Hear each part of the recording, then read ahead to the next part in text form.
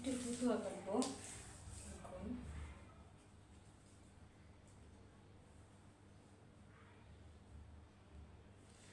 লম্বা হচ্ছে 23 ইঞ্চি।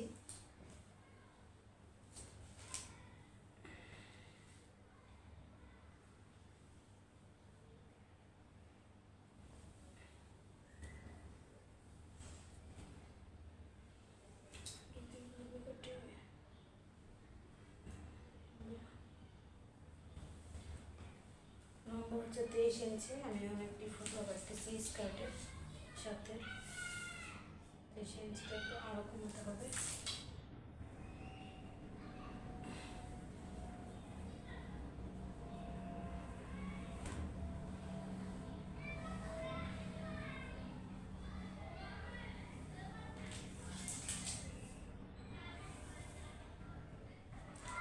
ইঞ্চি থাকবে, তো আমি যতই নিয়ে নিচ্ছি, কারণ সিঁড়ির জন্য আমার রাখতে হবে।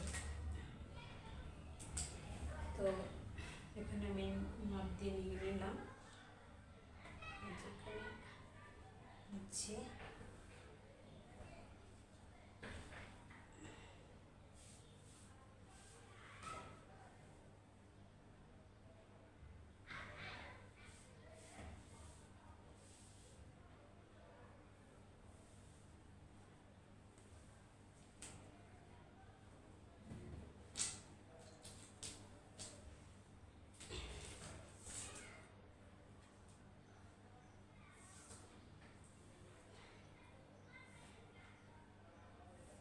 দুই ইঞ্চি সিঁড়ির জন্য নিয়ে নিলাম।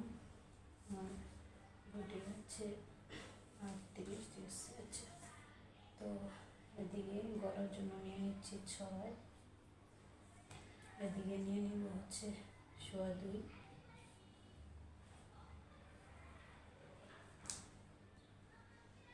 এদিকে নিব হচ্ছে 4, 4.5 নিব। এদিকে নিব হচ্ছে, আমি কাটার সময় এদিকে একটু 1/2 ইঞ্চি অ্যাঙ্গেল করে কেটে দিব। তারপর এখানে ধরবো হচ্ছে 7, সাজটা বেশি হলে একটু বেশি ধরতে হবে। তারপর এখানে দিচ্ছি হচ্ছে 13 হচ্ছে পেটের মাপটা। তারপর এখানে দিব হচ্ছে 20 ধরবো কোমর।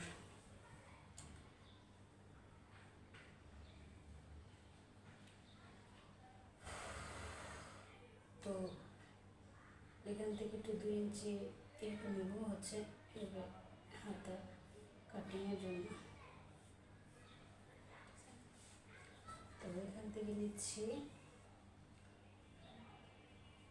38 বডি 38, সেজন্য 9.5 হচ্ছে 38। এখানে নিব হচ্ছে 32, আবার এখানে নিব 38, একটু বেশি নিব এখানে।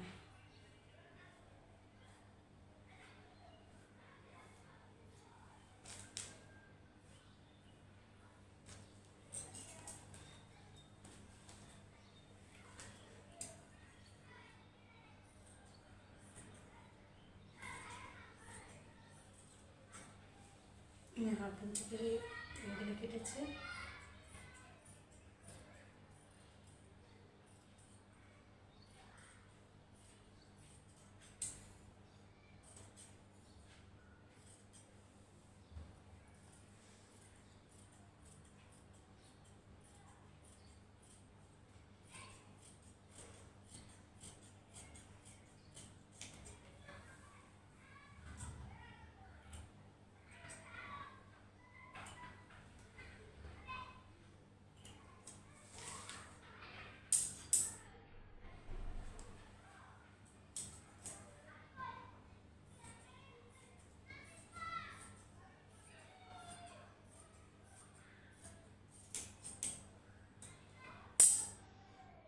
কেটে নিলাম।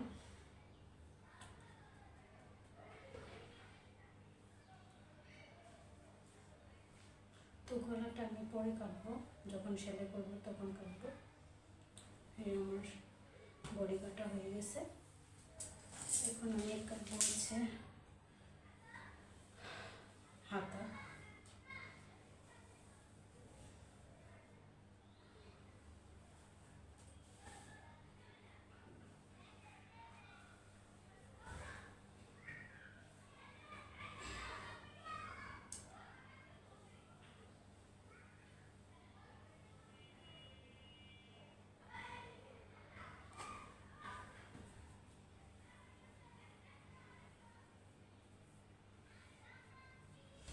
এটা আমি কলসি হাতা দিব, কে কে হাতা বলে জানি না, আমি এটা কলসি হাতা দিব, সেজন্য আমি ওভাবেই নিছি। যার যতটুকু কুচি দিতে ভালো লাগে সে সেভাবে নিয়ে নেবে। তো হাতার লম্বাটা হবে হচ্ছে,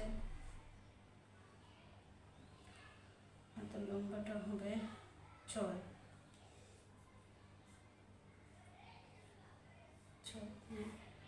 সূর্য লম্বাই দিয়ে দিচ্ছি। তো এখান থেকে 3 ইঞ্চি ভিতরে দেওয়া হবে, এটা ঠিক আছে, 3 ইঞ্চি ভিতরে এই অ্যাঙ্গেল হবে ইঞ্চি।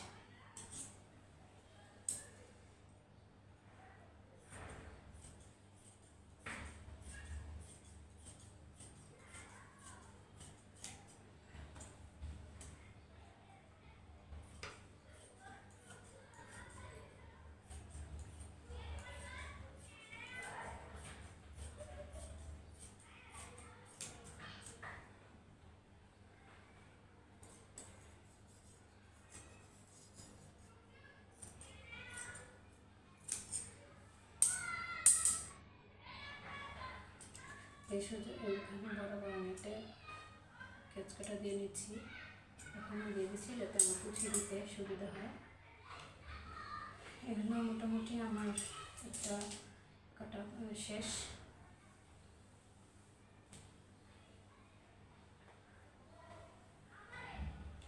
এটা পরবর্তীতে দেখতেছি কি করা যায়, কি কাজে লাগানো যায়। এখন আমার কাপড় এতটুকু আছে, সেই কাপড় এতটুকু দিয়ে আমি দেখি কি করতে পারি। হয়তো আমার ছেলের জন্য মিনিমাম কাটিং করে ফেলতে পারি, যদি কাপড় বাঁচে আমি ম্যাচিং করে আমার ছেলের জন্য একটা মিনিমাম বানিয়ে ফেলবো। তো এটা দেখালাম হচ্ছে কাটিং। তো ইনশাল্লাহ অতি শীঘ্রই এটার সেকেন্ড পার্ট আসছে, যার মধ্যে আমি দেখাবো সেলাই করে কীভাবে। ওকে, আজকের মতো টাটা, বাই বাই।